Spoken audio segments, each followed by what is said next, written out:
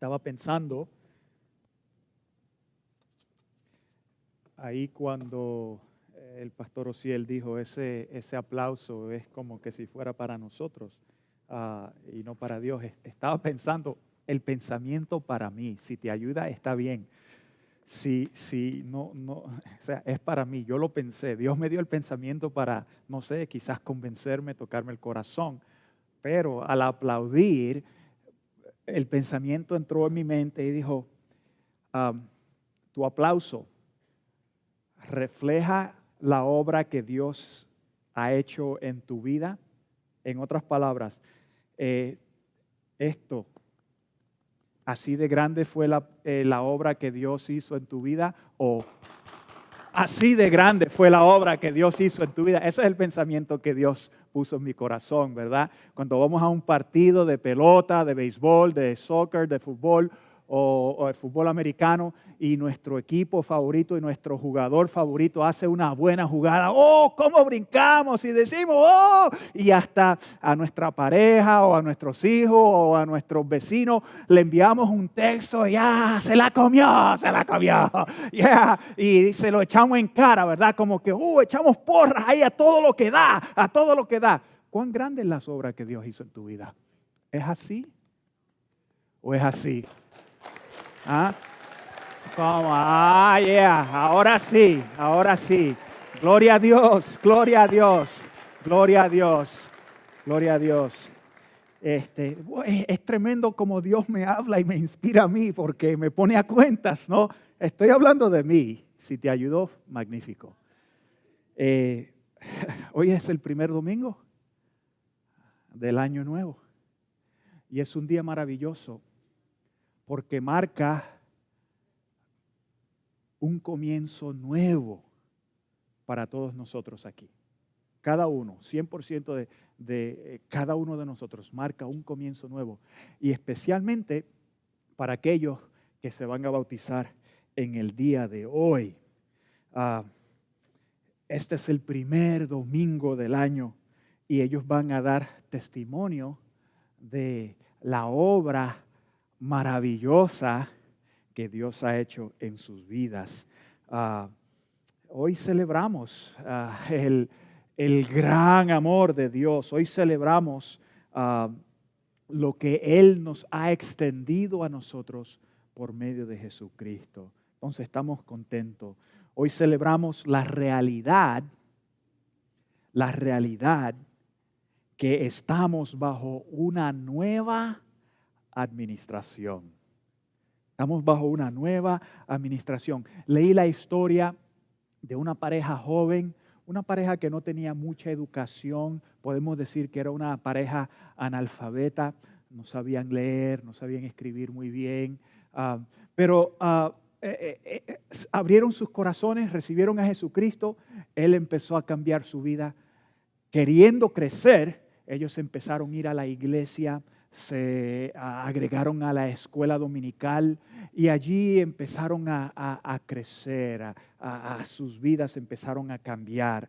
El esposo de la joven notó que los hombres en la iglesia, en particular en su clase de escuela dominical, tenían unas camisas con un lema escrito, pero como no sabían leer, él quería agregarse a ese grupo, quería ser parte del grupo de caballeros y quería estar más unido, más conectados con ellos. Entonces su esposa era costurera y le hizo una camisa. Él se la puso lo más contento, fue el siguiente domingo a la iglesia, pero como que no había ese encaje con el resto de los caballeros. Su esposa, al mirar por la ventana, al cruzar la calle de su casa, ella vio un letrero en una tienda que estaba allí. Ella dijo, ok, pues voy a coser esas 3 palabras que veo en el letrero en la camisa de mi esposo. Y así fue.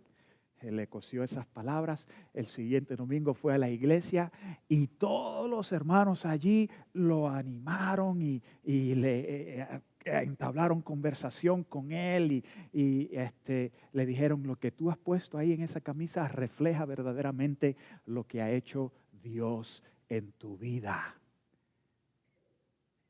Y lo que decía su camisa era bajo nueva administración. Bajo nueva administración. Y cada persona que está en Cristo está bajo nueva administración. Cada uno de nosotros estamos bajo nueva administración. Todos nosotros estamos bajo una administración. Vivimos bajo una administración y morimos bajo una administración. Y la Biblia nos dice que todos nacimos bajo el pecado, que desde nuestro nacimiento estábamos, desde nuestro nacimiento estamos bajo pecado, nacimos en pecado y desde nuestro nacimiento tenemos una naturaleza pecaminosa. Mira lo que dice Salmo 51:5. Dice aquí, yo sé que soy malo de nacimiento. Yo sé que soy malo de nacimiento. Pecador me concibió mi madre. Si me pueden ayudar con la pantalla. Pecador me concibió mi madre. Salmo 51:5. Mira lo que dice Romanos 3:10 al 12. Así está escrito. No hay uno solo justo, ni siquiera uno. No hay nadie que entienda, nadie que busque a Dios. Todos se han descarriado, a una se han corrompido. No hay nadie que haga lo bueno, no hay uno solo. Eclesiastés capítulo 7, versículo 20 dice, no hay en la tierra nadie tan justo que haga el bien y nunca peque. No hay nadie tan justo que haga el bien y nunca peque. Y Romanos 3:23 dice, pues todos han pecado y están privados de la gloria de Dios. Y estos pasajes nos hablan de la condición que todos tenemos, en la condición que todos nacimos bajo la administración del pecado, de la influencia del pecado, de la influencia de la maldad y la influencia del maligno. Lamentablemente muchos viven y muchos mueren bajo la administración del pecado, tristemente. Pero la Biblia nos dice que no tenemos que vivir y no tenemos que morir bajo la administración del pecado. Eso es lo que nos dice la Biblia. Si tú eres creyente, si tú has aceptado a Jesucristo, si tú has abierto tu corazón y has confesado con tu boca, como dice la Biblia, tú no estás bajo la administración del pecado, tú estás bajo la administración de Jesús. Y a través de lo que Jesús hizo en la cruz, tú tienes una nueva naturaleza. Y estos que se van a bautizar esta mañana, esta tarde, están bajo una nueva administración. La administración, sus vidas son administradas por Jesús. El apóstol Pablo nos provee palabras de aliento a cada cristiano. A cada cristiano le provee palabras de aliento a toda persona que cree en Jesucristo. A todo que ha abierto su corazón y lo ha recibido en su vida, que le ha pedido, Señor, reconozco que soy pecador y necesito tu ayuda. A toda persona que ha creído y que cree en Él, Pablo les da excelentes noticias. Iglesia, este mensaje es para ti. Y para aquella persona que nunca ha aceptado a Jesucristo también es para ti. Pero te voy a decir, iglesia, si has perdido el gozo de tu salvación, presta atención. Cristiano, presta atención. Si tú no estás muy conectado con Dios, si tú no estás muy metido en las cosas de Dios, presta atención, porque Dios te quiere decir algo hoy en este primer domingo del 2016. En Efesios capítulo 2, versículo 1 al 10, Pablo nos hace recordar lo que éramos antes de conocer a Jesús, antes de abrir nuestros corazones, antes de creer en Él y lo que somos. Pero primero vamos a hablar de lo que éramos. Si abren sus Biblias al capítulo 2 de Efesios, versículo 1 al 10, si no tiene Biblia, las escrituras van a estar en la pantalla. Noten lo que dice los primeros 3 versículos, versículo 1 al 3, Efesios capítulo 2. Dice, en otro tiempo ustedes estaban muertos en sus transgresiones y pecados, en los cuales andaban conforme los poderes de este mundo. Se conducían según el que gobierna las tinieblas, según el espíritu que ahora ejerce su poder en los que viven en la desobediencia. En ese tiempo también todos nosotros, incluye todo, en ese tiempo también todos nosotros vivíamos como ellos, impulsados por nuestros deseos pecaminosos, siguiendo nuestra propia voluntad y nuestro propósito. Como los demás, éramos por naturaleza objeto de la ira de Dios. Las palabras operativas aquí en este pasaje, las palabras significativas aquí en este pasaje son estaban, andaban y se conducían. Estaban, andaban, se conducían, éramos. Todos en el pasado, tenso de el pasado, éramos, estábamos, andábamos, nos conducíamos. Eso es lo que éramos. Todas señalan nuestras vidas antes de conocer a Cristo. El pasaje nos habla, así eran, así éramos. Se trata de lo que éramos antes de conocer a Cristo, antes de que Dios interviniera en tu vida y en mi vida. Noten lo que éramos. Primeramente, las Escrituras nos dicen que estábamos muertos. Muertos estábamos, muertos. Estábamos muertos. La referencia es de un cadáver. Tú eras un cadáver, yo era un cadáver. Un cadáver no escucha ni responde a las conversaciones que se están llevando a cabo en la funeraria.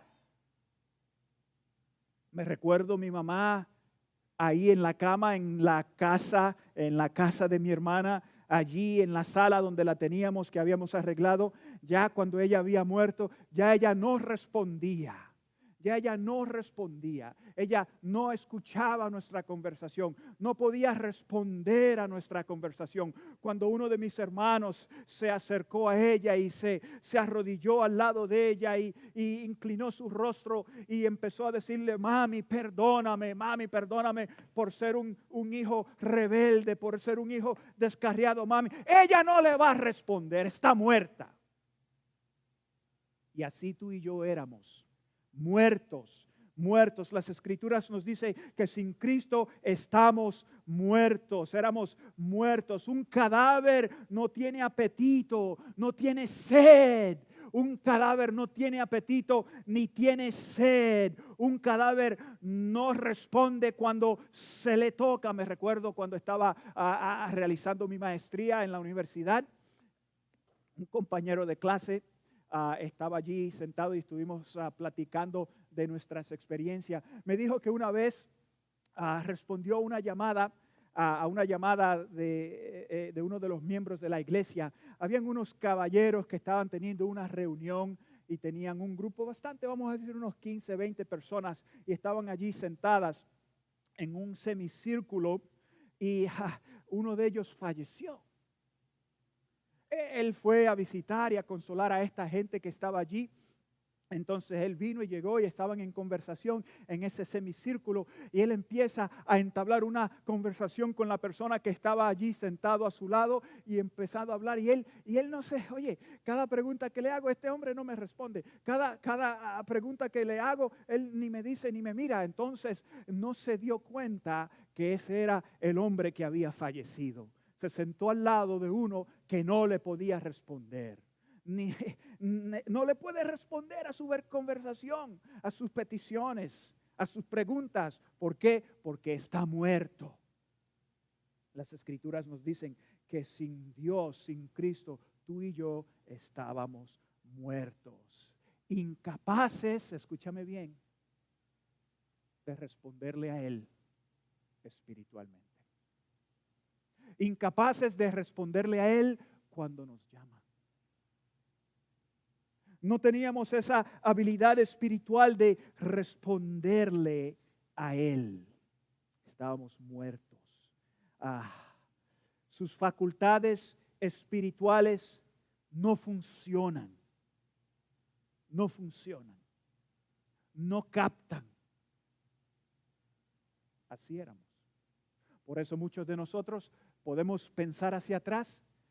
Antes de nosotros conocer a Cristo, entrar a la iglesia. No, yo no, para la iglesia, yo no necesito a Dios, yo no necesito a la iglesia. ¿Sabes por qué? Somos incapaces a responderle, estamos muertos. Muertos. Es lo que nos describe la Biblia. Estamos muertos, no tenemos la capacidad espiritual para nosotros responderle a Dios. Así es la persona que está lejos de Cristo. La persona que no lo ha aceptado, sus facultades no funcionan. Y la causa de la muerte es pecado. Es pecado. Mira lo que dice Romanos 3:23. Dice, porque la paga del pecado es muerte, mientras que la dádiva de Dios es vida eterna en Cristo Jesús, nuestro Señor. Juan 8:34 dice, ciertamente les aseguro que todo el que peca es esclavo del pecado. Y Romanos 7:24 dice, soy un pobre miserable. ¿Quién me librará de este cuerpo mortal? ¿Quién me librará de este cuerpo mortal? Yo voy a volver a esos dos, a Juan y a Romanos, este asunto de ser esclavo del pecado. ¿Y quién me librará de este cuerpo mortal? Hay unas cosas que quiero que ustedes entiendan. Muerto significa separación de Dios y todo lo bueno que tiene para nosotros. Estoy muerto, estoy separado, no le puedo responder. Y todo lo que Dios tiene, todo el consejo, toda la dirección, toda la bendición, estoy ajeno a estas cosas. El incrédulo, la persona que no cree, el que está lejos de Dios, no está enfermo, está muerto y necesita una resurrección. Todo pecador está muerto. La diferencia es el estado de su decadencia, es el estado de su descomposición. Y las Escrituras nos dicen que estábamos muertos en nuestros pecados antes de entregarnos a Cristo. Lo segundo que nos dice es que éramos desobedientes. También éramos desobedientes, no solo muertos, pero desobedientes también. El versículo nos dice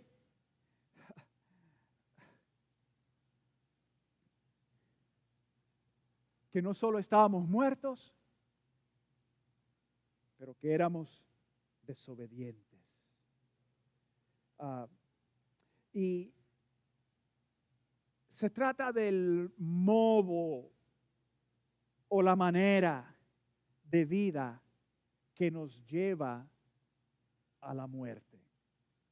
Las Escrituras nos dicen en Efesios 2, versículo 2 al 3, noten lo que dice porque se va agrandeciendo el pasaje. Dice aquí, andaban conforme a los poderes de este mundo.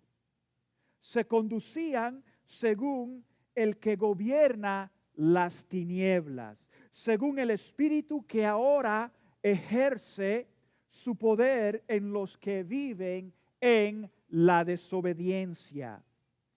En ese tiempo, también todos nosotros vivíamos como ellos, impulsados por nuestros deseos pecaminosos, siguiendo nuestra propia voluntad y nuestros propósitos.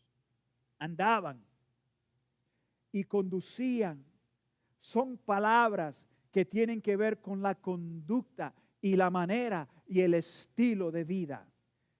Hay tres fuentes que el pasaje menciona, tres fuentes que nos llevan a nosotros a ser desobedientes, a vivir lejos de Dios. El mundo, el diablo y la naturaleza pecaminosa. Son las tres fuentes que él habla aquí. El mundo siempre está tratando de hacerte conformar a sus ideales, a sus actitudes, a sus valores y a su filosofía. Cada ratito uno está peleando con el mundo, con la filosofía del mundo, con el ideal del mundo, con los valores del mundo. Oh sí, cada ratito. Y esto no es nada nuevo. Esto es algo que viene desde mucho antes. Con razón las Escrituras lo declara y lo pone en pleno. En el tiempo de Pablo esto no es novedad. Él entiende, sus oyentes entienden como ustedes. Cada ratito escuchamos, oh, si te hizo maldad, págale con lo mismo. Filosofía del mundo. ¿Me explico? Filosofía del mundo. Me trató mal, oh, no, yo no me voy a acercar, no voy a hacer nada bueno para esta persona porque me trató mal. Y incluso voy a llevar resentimiento, rencor, quizás odio y quizás un poco de venganza en mi corazón, porque llegará el día que yo me voy a poner, le voy a dar las suyas. Filosofía del mundo. Oh, no, yo no voy a entrar temprano al trabajo, o quizás, y cuando esté en el trabajo, porque la compañía le sacan el jugo a uno, imprimen a uno, aplastan a uno, y solo están oprimiendo y oprimiendo y oprimiendo y oprimiendo, y cuando uno ya no puede más, ¡pum!, lo botan del trabajo. Entonces yo no voy a hacer lo máximo, yo voy a hacer lo mínimo, yo solo voy a hacer por lo que me pagan. Filosofía del mundo.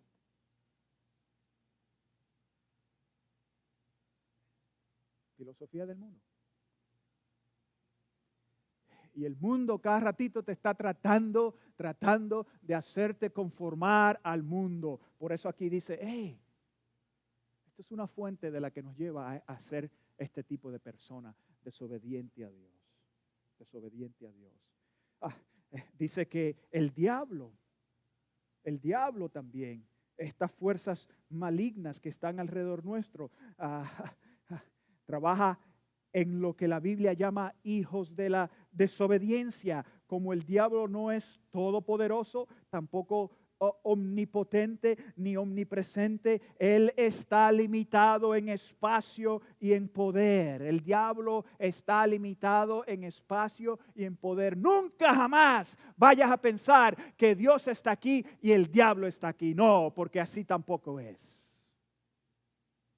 Y muchos de nosotros pensamos que el diablo está aquí y la fuerza que opone a Dios es una fuerza tan poderosa como Dios que está aquí. Tampoco así.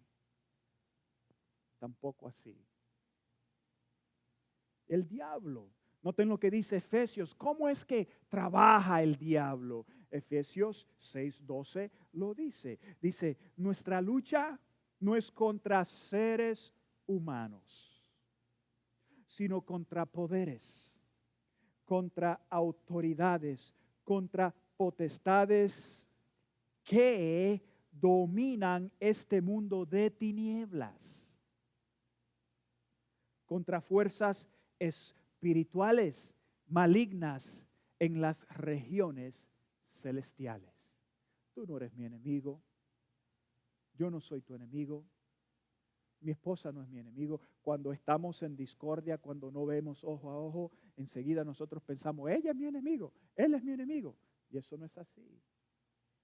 El diablo trabaja por medio de estas de estas cosas. A través de estas fuerzas, Satán influye la vida de las personas que están lejos de Dios para hacerlos hijos de la desobediencia. En Juan 8:44, Jesús dice de Satán, ahí dice que Satán es el padre de la mentira. Y por medio de la mentira, él quiere hacerte a ti hijo de desobediencia. Porque si tú te crees la mentira que él promueve a través de la sociedad y a través de la filosofía popular, pues ya tú caíste en su gancho. Ya tú te creíste la mentira y estás viviendo conforme a esa mentira. Y te hace hijo de desobediencia. Así como lo hizo con Adán y Eva desde el principio. ¡Qué gran mentira le dio! Y ellos se la creyeron y ellos respondieron. Y desde ese entonces nosotros estamos bajo esa influencia. Pero hay otra fuente. Porque engañó a Adán y a Eva. Nosotros nacimos con características de Adán y Eva, ya en su estado decaído, ya en su estado de corrupción, ya en su estado de pecado. La Biblia llama a eso la naturaleza pecaminosa. Tú y yo nacimos con una condición de pecado que es innato en nosotros. Entonces, esta naturaleza pecaminosa es el estado decaído en el que nacimos. Esta naturaleza quiere controlar tu mente y el cuerpo y hacernos a ti y a mí desobedientes a Dios. Quiere controlar el cuerpo llevándolo a cumplir con todo tipo de deseo que va contrario a la voluntad de Dios. Quiero solo que escuchen. Hay dos pasajes, esos no van a aparecer en la pantalla. Está muy adelantado allá arriba en la pantalla. Pero mire lo que dice aquí en Juan 8:34. Ciertamente les aseguro que todo el que peca es esclavo del pecado. Romanos 7:24. Soy un pobre miserable. ¿Quién me librará de este cuerpo mortal? ¿Quién me librará? Algunos eruditos dicen de este pasaje en Romanos 7:24, soy un pobre miserable, ¿quién me librará de este cuerpo mortal? Algunos eruditos dicen que en los tiempos antiguos de Roma, cuando ellos conquistaban, ellos no solo tenían, ellos tenían varios métodos ¿cómo se dice? De pena de muerte. Uno de ellos es la cruz. Pero otro de ellos es este. Al que había cometido el crimen, le amarraban un cuerpo, un cadáver a su cuerpo. ¿Me explico? Le amarraban un cadáver a su cuerpo. Y todo movimiento que hacía esa persona no se podía desatar del cadáver que estaba amarrado a él. Y mientras ese cuerpo se va descomponiendo y va apestando y va echando gusanos, eso empieza a comer el cuerpo vivo. Y lo va desgastando, lo va infectando hasta que el cuerpo vivo empieza a decaerse, empieza a enfermarse y empieza también a descomponerse hasta que muere. Pablo usa, según algunos eruditos, de eso se refiere. ¿Quién me va a librar de este cuerpo mortal? Y así, escúchame bien, así es la naturaleza pecaminosa. Va carcomiendo, va infectando más y más tu cuerpo. El comentarista Paul Harvey, ya él ha fallecido, años atrás él relató la historia en cómo esquimales en algunos tiempos y en algunos lugares atrapan y matan un lobo. Él dice que agarran un cuchillo y afilan bien la navaja del cuchillo. La afilan bien, bien afilada. Y toman ese cuchillo y lo sumergen en sangre de un animal que ellos han matado. Lo sumergen allí para que cubra toda la navaja del cuchillo. Y lo hacen varias veces hasta que se seca, y lo hacen y se seca y lo hacen y se seca hasta que tenga una capa bastante gruesa de sangre ya seca y congelada. Agarran ese cuchillo, lo ponen en la tierra con la navaja hacia arriba, y el lobo, que tiene un olfato bastante fuerte y puede oler sangre donde hay sangre fresca, pues vienen y empiezan a oler hasta que llegan al cuchillo y empiezan a lamer la sangre. Y ahí, a todo lo que da, con un deseo insaciable, siguen lamiendo y lamiendo y lamiendo hasta que le quitan toda la capa de sangre a la navaja, y siguen lamiendo hasta que se cortan su lengua y ni se dan cuenta lo que están lamiendo y comiendo es su propia sangre. Y al día siguiente encuentran al lobo muerto al lado del cuchillo. Así es la naturaleza pecaminosa. Es un deseo innato que nos lleva a desear y a desear y a desear, y cuando vemos a ver, nos encontramos muertos delante de Dios. Y estamos muertos delante de Dios. Es lo que éramos, desobedientes delante de Dios, y a causa del estado pecaminoso y la desobediencia y la continua desobediencia, esto nos había hecho objetos de la ira de Dios. Eso es lo que éramos: muertos, desobedientes y objetos a la ira de Dios. Mira lo que dice Efesios aquí, Efesios 2:3 dice: como los demás, éramos por naturaleza objetos de la ira de Dios. Romanos 2:5, por tu desobediencia, por tu obstinación y por tu corazón empedernido, sigues acumulando castigo contra ti mismo. Colosenses 3:5-6, 8-9. Por tanto, hagan morir todo lo que es propio de la naturaleza terrenal, lo mismo, naturaleza pecaminosa. Y después dice, empieza a describir algunas cosas, no todas, algunas cosas de esta naturaleza pecaminosa, como inmoralidad sexual, impureza, bajas pasiones, malos deseos y avaricia, la cual es idolatría. Por estas cosas viene el castigo de Dios. Hay otros pasajes que expanden la lista. Hay otros pasajes que expanden la lista con muchas más cosas. Pero aquí seguimos, versículo 8 dice, pero ahora abandonen también todo esto: enojo, ira, malicia, calumnia y lenguaje obsceno. Y lenguaje obsceno. Dejen de mentirse unos a otros. ¿Tú sabes por qué? Porque el diablo es el padre de la mentira. Dejen de mentirse unos a otros ahora que se han quitado el ropaje de la vieja naturaleza con sus vicios.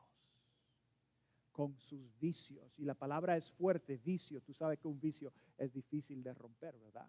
Por eso se llama vicio. Es como una adicción. Dice, dejen esto. Estos pasajes dicen que por naturaleza, por el estado de lo que somos y la conducta que producimos, somos objetos de la ira de Dios. Si nos quedamos sin Cristo.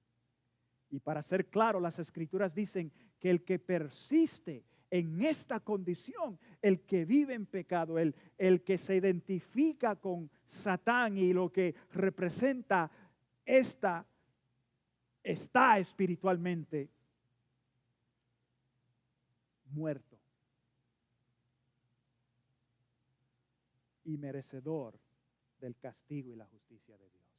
Es lo que dice la palabra, es lo que dice las Escrituras. El que no conoce a Jesús personalmente está viviendo bajo la administración del pecado, la maldad y el maligno.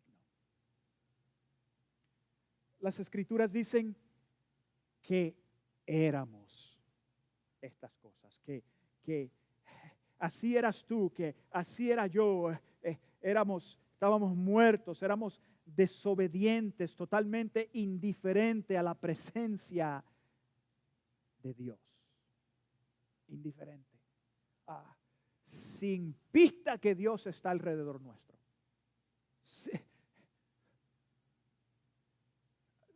Without a clue. Without a clue. Sin pista alguna que Dios está cerca de mí. Eso es estar muerto. Es terrible. Éramos así. Es lo que dice la Biblia. Esa era tu condición. Cristiano, esa era tu condición. Esa era mi condición.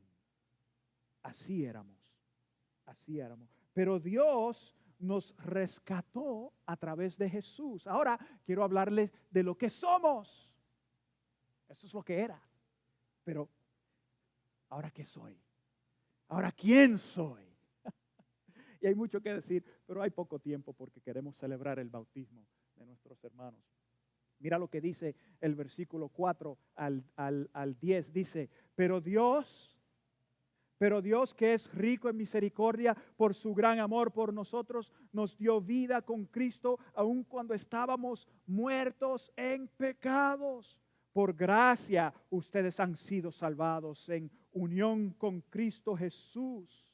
Y en unión con Cristo Jesús, Dios nos resucitó y nos hizo sentar con Él en las regiones celestiales para mostrar en los tiempos venideros la incomparable riqueza de su gracia, que por su bondad derramó sobre nosotros en Cristo Jesús. Porque por gracia ustedes han sido salvados mediante la fe. Esto no procede de ustedes, sino que es el regalo de Dios.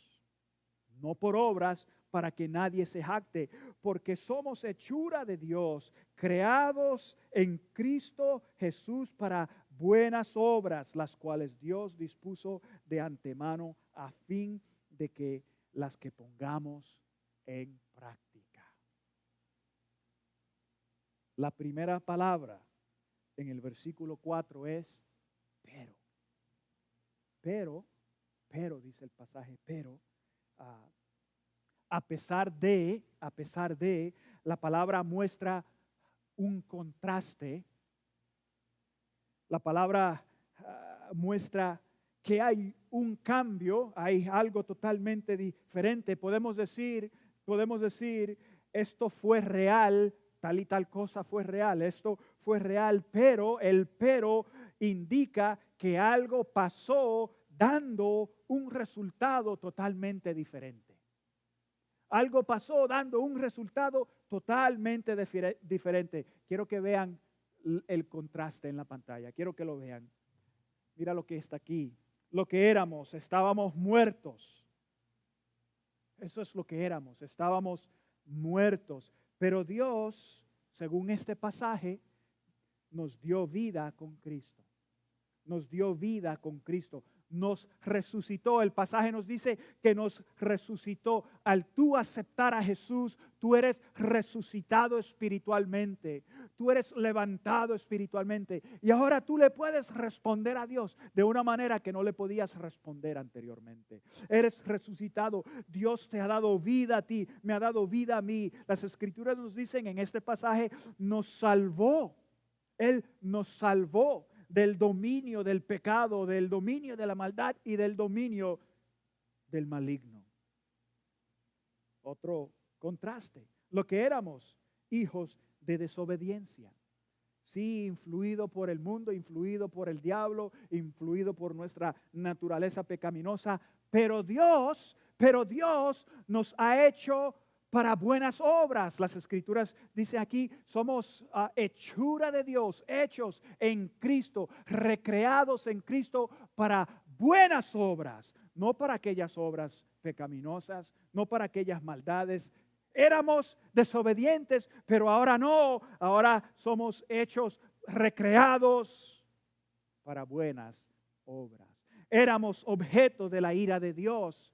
Objeto de la ira de Dios, por el estilo de vida, por nuestra mentalidad, nuestras acciones. Las Escrituras dicen, no hay nada que pueda decir que nunca ha pecado. Nadie. Objetos de la ira de Dios. Pero ahora somos, según el pasaje, somos objetos de la misericordia, del gran amor y la gracia de Dios. Eso es lo que somos. Somos resucitados, salvos del dominio, tenemos vida, estamos vivos en Cristo. Somos recreados, hechos para buenas obras, no para obras de desobediencia. Y éramos objetos de la ira de Dios, pero somos objetos de la misericordia, del gran amor y de la gracia de Dios. Eso es lo que somos. El contraste es Dios siendo rico en misericordia y grande en su amor para nosotros a través de Cristo. Misericordia significa que no recibirás lo que mereces. Dios no te da a ti lo que verdaderamente mereces. Es misericordia. Gracia significa que recibimos algo que no nos merecemos. Dios te da a ti y a mí lo que no me merezco a través de Jesucristo. Misericordia y gracia, demostradas en el amor de Dios a través de Jesucristo. El cristiano ha sido salvo. Esto significa que tú no permaneces en el cementerio del pecado. Día tras día, día tras día. Esto significa que tú no te quedas en un estado decaído. El pasaje nos dice que somos unidos, resucitados y sentados con Cristo en las regiones celestiales. Nuestro espíritu no anda vagando por lugares secos y áridos. Nuestro espíritu está unido a Cristo en las regiones celestiales. Escúchame, porque esto es una declaración espiritual que muchos de nosotros no logramos alcanzar, ni yo tampoco. El cristiano, tu espíritu, hoy, ahora, tú estás vivo, tú estás respirando, pero tu espíritu hoy, ahora está conectado con el Espíritu de Cristo en las regiones celestiales. Hoy, ahora, mientras tú hablas y tú caminas y tú vives, tu espíritu está conectado con el de Cristo. Él es quien da vida, Él es quien está rindiendo cuenta, Él es quien está ayudándote a ti a recibir las grandes bendiciones de Dios. Este asunto de salvación no es, oh, recibo a Cristo y estoy caminando en este mundo hasta el día que yo muera y en ese día mi espíritu se conecta con el Espíritu de Dios. No, no, no. Se conecta ahora, hoy, en este momento. Gloria a Dios. Gloria a Dios. Eso va más allá de lo que nosotros podemos amarrar y aguantar y poner en una caja o entenderlo académicamente e intelectualmente, pero eso es lo que nos dice las Escrituras.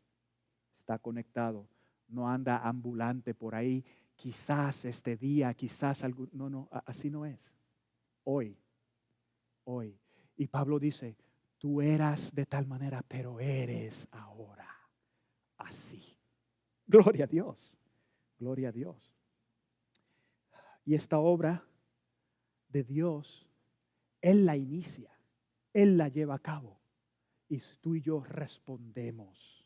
En Isaías 64:6 dice, todos somos gente impura, todos nuestros actos de justicia son como trapos de inmundicia. Eso significa que en mi estado decaído, en mi estado sin Cristo, yo que ando con este muerto encima, yo que ando con este deseo que pecaminoso, que no se sacia como el lobo que sigue lamiendo y lamiendo y lamiendo y lamiendo sin darse cuenta de lo que está haciendo, le está haciendo daño. Lo que está haciendo lo va a matar y lo está matando sin darme cuenta. Si en mi estado, en ese estado yo no puedo conectar con Dios porque esa naturaleza me lleva continuamente a hacer lo incorrecto.